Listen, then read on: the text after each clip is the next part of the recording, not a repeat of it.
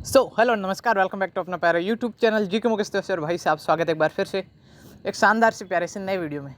जैसा कि अपन ने पिछले वीडियो में जाना था कि अपन ने जो लैब असिस्टेंट जो 30 तारीख को जो एग्ज़ाम हुआ था जियोग्राफी का, उसके टॉप 50 क्वेश्चंस किए थे। उसके बाद के आगे जो 50 क्वेश्चंस है वो आज के इस वीडियो में अपन कवर करेंगे।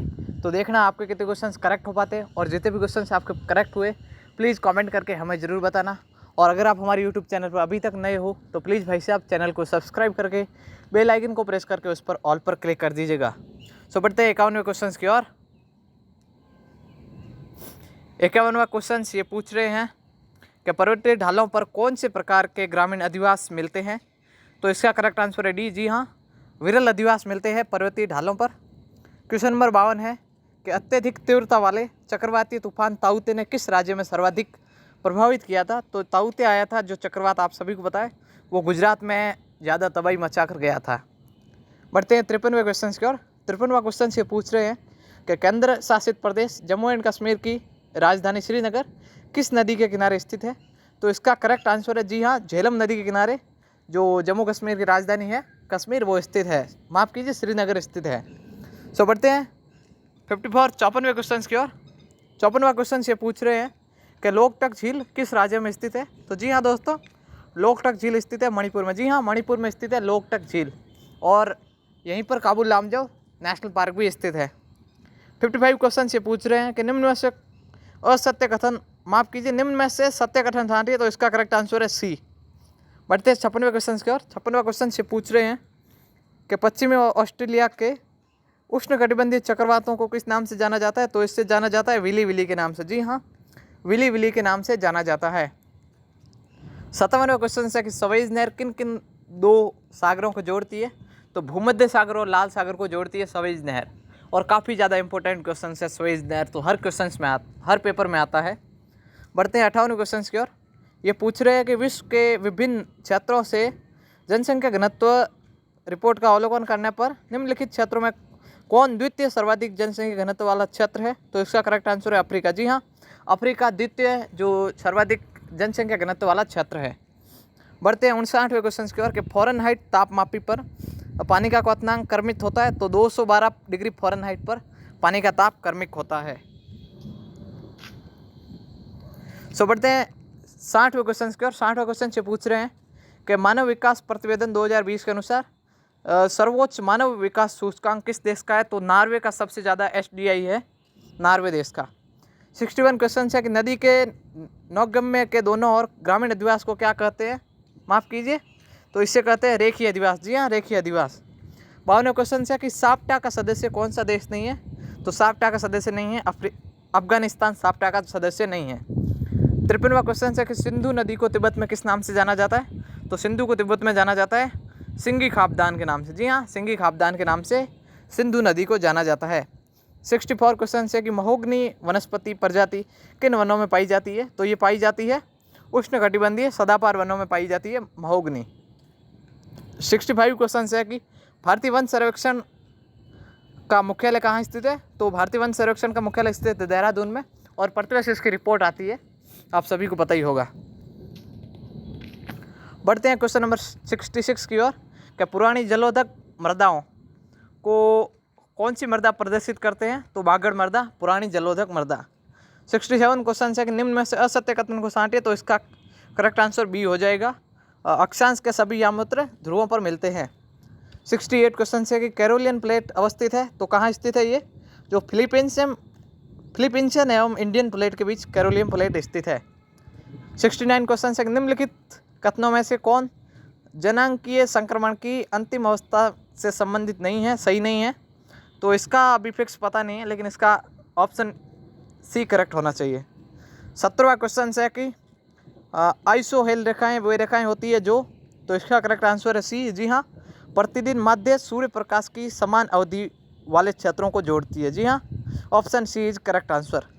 71 क्वेश्चन है कि भारत का स्थलाकृतिक मानचित्र जिसमें अक्षांतीय एवं देशांतरीय मान 70 डिग्री इंटू 70 डिग्री होते हैं का संगत माप है 1:1,25,000। ए इज द करेक्ट आंसर। सो बढ़ते हैं 72 क्वेश्चन की ओर। ये पूछ रहा है कि WHO के अनुसार स्वस्थ शहर के लिए शामिल मूलभूत सेवाओं में से कौन सम्मिलित नहीं है? तो जो छवि ग्रह है, सिनेमा है, वो मूलभूत जो सेवाएं हैं उनमें सम्मिलित नहीं है। 73 क्वेश्चन है कि निम्नलिखित में से कौन सूचीबद्ध उद्योग की अवस्थिति का कारक नहीं है? तो शहरी क्षेत्र इसके लिए जरूरी नहीं है, बाकी सब जरूरी हो सकते हैं। 74 क्वेश्चन है कि शिक्षा एवं चिकित्सा आर्थिक क्रियाओं की किस श्रेणी में आते हैं? तो ये आते हैं तृतीयक श्रेणी में आते हैं, शिक्षा एवं चिकित्सा। 75 क्वेश्चन है कि निम्न में से कौन अनाच्छादित प्रक्रिया का भाग नहीं है? तो वर्षण अनाच्छादित प्रक्रिया का भाग नहीं है। 76 क्वेश्चन है कि निम्न में से कौन ज्वालामुखी निर्मित स्थलाकृति नहीं है? तो जो मियांडर है वो ज्वालामुखी निर्मित स्थलाकृति नहीं है।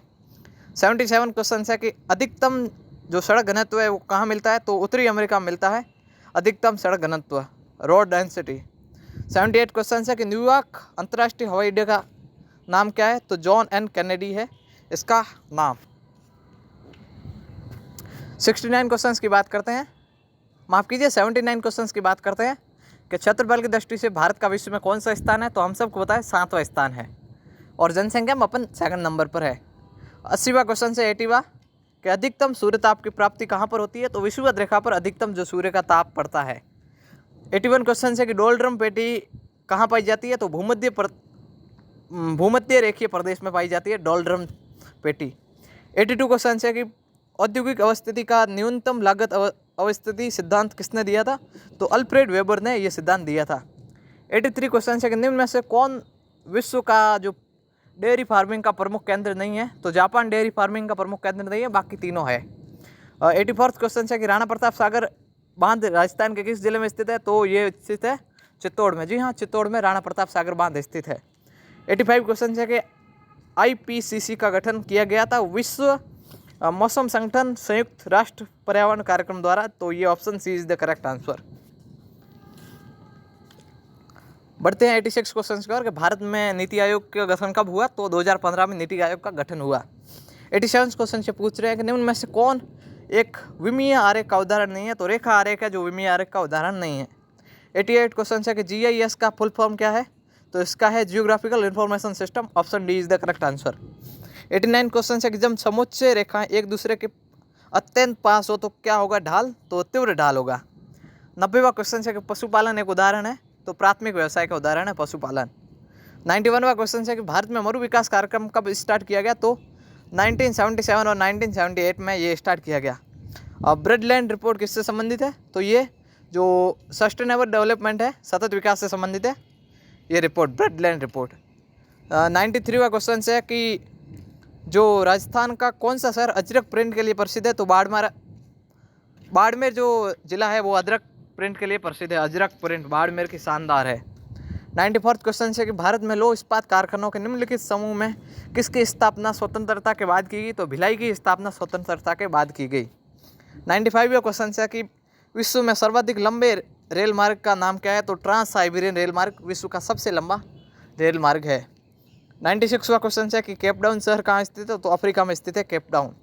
97वां क्वेश्चन है कि भारत में ऊर्जा संसाधन, माफ़ कीजिए, निम्नलिखित ऊर्जा संसाधन में से कौन एक नवीनीकृत प्रकृति का है? तो पवन नवीनीकृत प्रकृति का है। 98वां क्वेश्चन है कि हॉट स्पॉट, जो जैव विविधता हॉट स्पॉट है उसके नामावली किसने दी थी? तो जो नॉर्मन मॉयर है उसने दी थी, जो बायोडाइवर्सिटी हॉट स्पॉट के।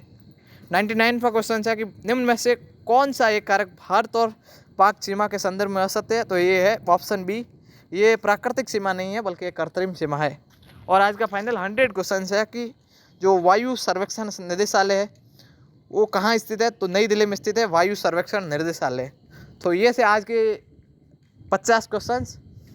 अगर आपने भी लैब असिस्टेंट का पेपर दिया था तो बताना आपके कितने क्वेश्चंस करेक्ट हो पाते हैं। और इसके अलावा आप किसी भी कंपटीशन एग्जाम की अगर प्रिपरेशन कर रहे हैं तो जनरल नॉलेज संबंधित, पेपर डिस्कशन, पेपर एनालिसिस, इससे संबंधित और शानदार वीडियो पाने के लिए प्लीज़ हमारे चैनल को सब्सक्राइब जरूर करें, इस वीडियो को लाइक करें, दोस्तों के साथ शेयर करें और आपके कितने क्वेश्चन करेक्ट हुए प्लीज़ कमेंट करके हमें ज़रूर बताइए।